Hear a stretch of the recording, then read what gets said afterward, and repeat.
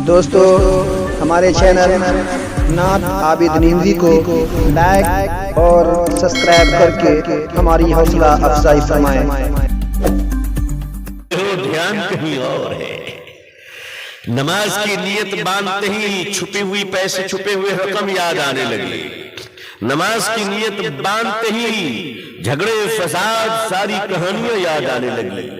خیر گھبرانے کی بات نہیں ہے، گھبرانے کی بات نہیں۔ بزرگوں نے فرمایا کہ نماز میں آنے والے وسوسوں کا واحد علاج یہ ہے، دو علاج، ایک تو یہ کہ وسوسے آئے تو فوراً کہے کہ الحمدللہ میں نماز میں کہاں ہوں۔ اگر آپ نماز میں اور ٹیلی فون کی گھنٹی بج رہی تو کیا کیجئے گا؟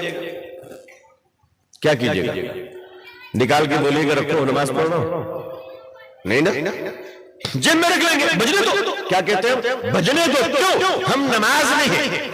تو اگر نماز میں موبائل کی گھنٹی بجی تو ہم کیا کہتے ہیں بجنے دو، کیوں؟ ہم نماز میں ہیں۔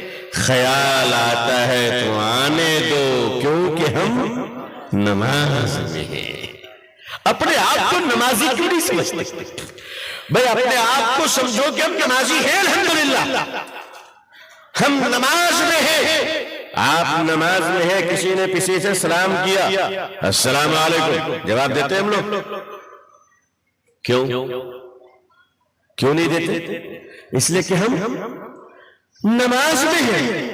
آپ نماز میں کسی نے آواز دی چچا، آپ آواز نہیں دیتے، کیوں؟ نماز میں ہیں۔ شیطان وسوسے ڈالتا ہے، آپ کہہ دیجئے کہ ہم کہاں ہیں؟ ہم نماز میں ہیں۔ یہودیوں نے حضرت علی رضی اللہ تعالیٰ عنہ سے پوچھا کہ ہے حضرت علی رضی اللہ تعالیٰ عنہ، یہ بتائیے کہ آپ جب نماز پڑھتے ہیں تو آپ کو وسوسے آتے ہیں؟ حضرت علی نے فرمایا آتے ہیں رضی اللہ تعالیٰ عنہ، جبکہ میرا یقین ہے کہ حضرت علی کو وسوسے نہیں آتے ہوں گے، کیونکہ حضرت علی رضی اللہ عنہ کی نماز ہم جیسے بھٹیارہ اور گنہگاروں کی نماز نہیں تھی۔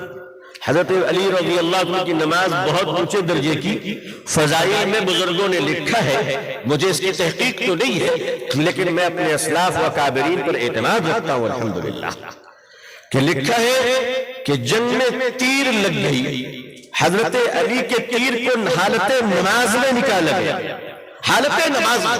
لوگوں نے اشکال کیا کہ ذابی کیسے ہو جاتا ہے؟ میں آپ سے کہتا ہوں کہ ابھی 4 دن قبل، آج کون سا دن ہے؟ ابھی جمعرات کی بات ہے،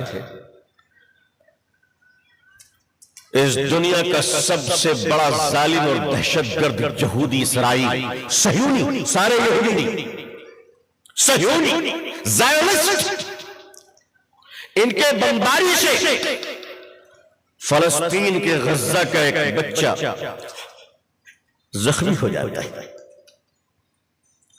بچے کو اسپتال لے جایا گیا، ڈاکٹروں نے کہا ہمارے پاس اینستھیسیا ختم ہو چکی ہے، بے ہوش کرنے والی دوا۔ وہ بچہ کہتا ہے ڈاکٹر فکر نہ کرو، مجھے کچھ درد نہیں ہوگا، میں قرآن پڑھتا ہوں، تم آپریشن کرو۔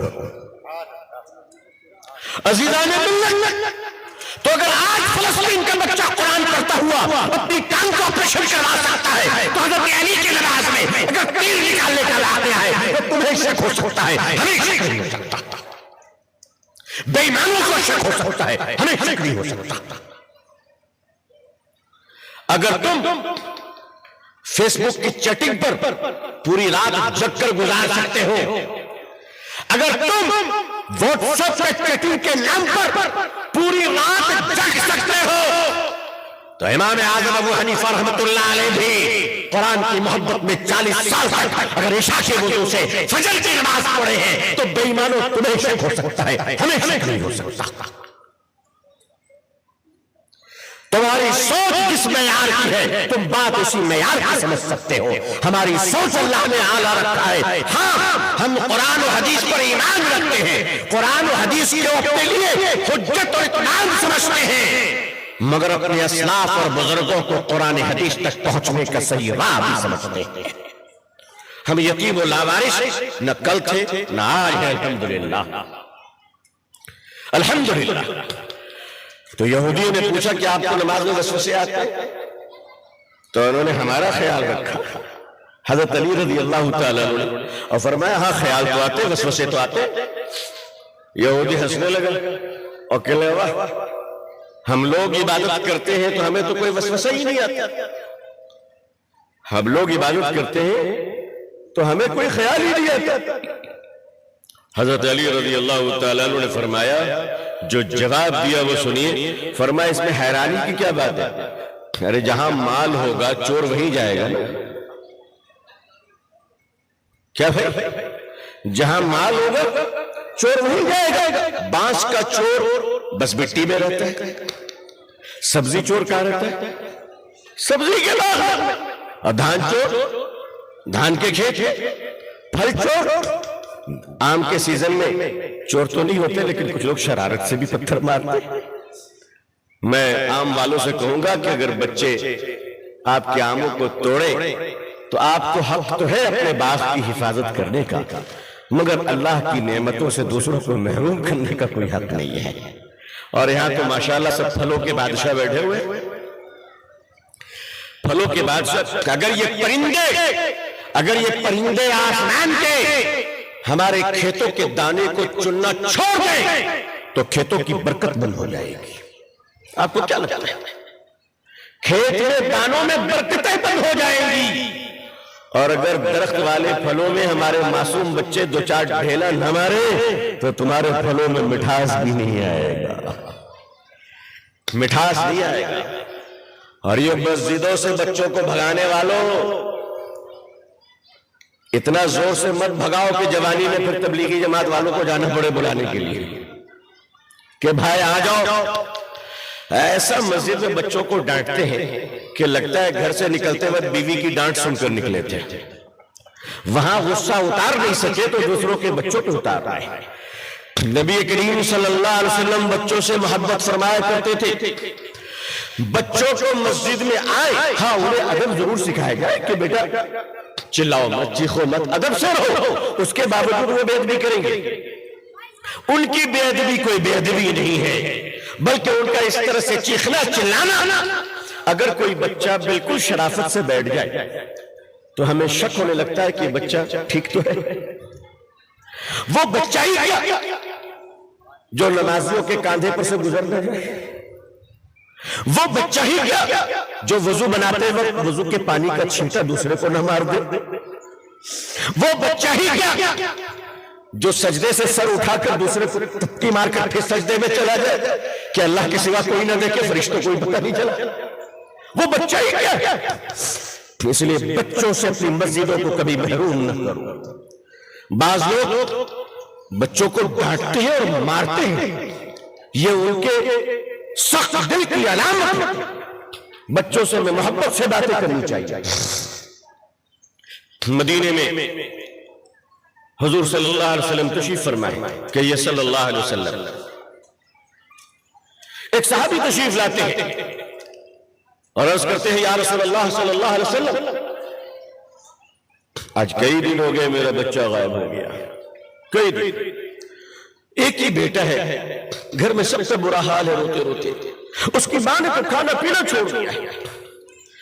یا رسول اللہ صلی اللہ علیہ وسلم دعا کر دیجئے کہ مجھے میرا بیٹا مل جائے۔ حضور صلی اللہ علیہ وسلم دعا فرمانے والے تھے کہ دوسرے صحابی نے عرض کیا یا رسول اللہ صلی اللہ علیہ وسلم مدینے کے فلاں محلے میں ہم نے ان کے بیٹے کو، ان کے بچے کو اپنے محلے کے بچوں کے ساتھ آج صبح کھیلتے ہوئے دیکھا ہے، اتنا سننا تھا کہ باپ دوڑا اپنے بچے کو لانے کے لیے، جیسے وہ دوڑ کر آگے بڑھے نبی کریم صلی اللہ علیہ وسلم نے ارشاد فرمایا ذرا رکو رکو رکو، ان کو روکا گیا، واپس تشریف لائے۔ حضور صلی اللہ علیہ وسلم نے پوچھا کہاں جا رہے ہیں؟ انہوں نے کہا یا رسول اللہ صلی اللہ علیہ وسلم آپ کے چہرے انور کی برکت سے اللہ نے مجھے کھوئے ہوئے بیٹے کا پتہ عطا فرما دیا، میں جا رہا ہوں اپنے بیٹے کو لانے کے لیے تاکہ اس کی ماں کی گود میں ڈال دوں اور اس کی ماں کی روتی ہوئی بھیگی آنکھوں کو ذرا سکون مل جائے۔ اللہ ان سب کی نسلوں کو ایمان والا بنا دے، آمین یا رب العالمین۔ مسجد کے سامنے ابھی بھی شاید کچھ زمین کی ضرورت باقی ہے، اللہ بہت بڑے ہیں، ساری زمین اللہ کی ہے۔ کس کی ہے بھائی؟ ساری زمین اللہ کی ہے۔ تھوڑے دنوں کے لیے ہمیں مالک بنایا گیا، پھر ہم چھوڑ کر چلے جائیں گے۔ اصل مالک کون ہے؟ تبارک الذی بیدہ الملک وہو علی کل شیء قدیر۔ وہ کتنا خوش نصیب انسان ہوگا جس کی زمین اللہ کے گھر کے لیے قبول کر لیا جائے۔ مدینہ منورہ میں جو مسجد نبوی ہے صلی اللہ علیہ وسلم، میں آپ لوگوں کو خوشخبری دے رہا ہوں کہ سینکڑوں ہندوستانیوں کی زمین اس مسجد میں شامل ہے، ماشاءاللہ سینکڑوں، ایک دو نہیں، پوری تاریخ مدینہ لکھی ہوئی ہے۔ ابھی میں پچھلے ہفتے وہاں تھا، الحمدللہ مدینہ منورہ میں لوگوں نے مجھے بتایا کہ یہاں ہمارے بزرگوں کی خانقاہ، یہاں نوابوں کی زمینیں جو وقف کی گئی ہے مسجد نبوی کے لیے صلی اللہ علیہ وسلم، کتنے خوش نصیب ہیں وہ لوگ۔ اگر آپ میں سے کسی کی زمین مسجد کے وسعت کے لیے اور مسجد کے مستقبل کے لیے ضروری ہے تو مسلمانوں سودا سستا ہے، اور جنت کا سودا کر لو، اور جنت کا سودا کر لو۔ کسی کی کیا اوقات ہے جو تمہیں تمہاری زمین کی قیمت دے سکے؟ اس زمین کی قیمت اللہ سے دلواؤں گا، اللہ سے دلواؤں گا، وہ صرف اللہ دینے والا۔ مسلمانوں، آج 7,000 فلسطینی معصوم شہید ہوئے ہیں، وہ اپنے روٹی اور پیزا اور بم کے لیے نہیں، بلکہ اللہ کے گھر مسجد اقصی کی فتح کے لیے۔ اس وقت چھوٹے چھوٹے بچے شہادت دے رہے ہیں، مائیں شہادت دے رہی ہیں، لوگ معصوم مظلوم شہداء فلسطین کے جنازے کی نماز غائبانہ پڑھ رہے ہیں۔ میرا دل کہتا ہے مسلمانوں، جنازے کی نماز تو مردے کی پڑھی جاتی ہے، زندوں کی نہیں۔ مجھے تو لگتا ہے کہ جنازہ ہم سب مسلمانوں کی پڑھنی چاہیے، اور یہ ان کو پڑھنا چاہیے کیونکہ وہ زندہ ہے اور ہم لوگ مردہ۔ فلسطینیوں کو چاہیے کہ وہ مسلمانوں کے جنازے کی نماز پڑھیں۔ عزیزان ملت، اگر زمزم پینا ہو تو مکے میں جاؤ، کھجور کھانی ہو تو مدینے میں جاؤ، آؤ، لیکن یاد رکھنا اگر غیرت ایمانی لینی ہو، اگر جذبہ شہادت لینی ہو، بہادری لینی ہو، ظالم کے سامنے ڈٹنے کی صلاحیت لینی ہو، اور اپنے بچے کو خدا کے راستے میں دینے کی جرأت لینی ہو، تو فلسطینی کی ماؤں سے بھیک مانگنا، وہاں کے بچوں سے بھیک مانگنا۔ مسجد اقصی اللہ کا گھر ہے، 3 مقامات ہمارے لیے مقدس ہے۔ بیت اللہ شریف جہاں کعبہ ہے، اللہ اس کی حفاظت فرمائے، آمین۔ ایک نماز اگر وہاں پڑھی جائے تو 1,00,000 نمازوں کا ثواب ہے۔ اللہ ہم سب کو حرمین شریفین، بیت اللہ شریف، روض اقدس صلی اللہ علیہ وسلم پہ مقبول اور بادب حاضر نصیب فرمائے۔ بادب اس لیے کہہ رہا ہوں کہ اس وقت بڑی بے ادبیاں ہو رہی ہیں، وہاں پہ بڑی بے ادبیاں ہو رہی ہیں۔ عمرہ کر رہے ہیں، بیگم کو لے کر احرام کی حالت میں اچانک کعبہ کو پیچھے کیا، سامنے بیگم کی باہوں میں ہاتھ ڈالے اور سیلفی لے رہے ہیں۔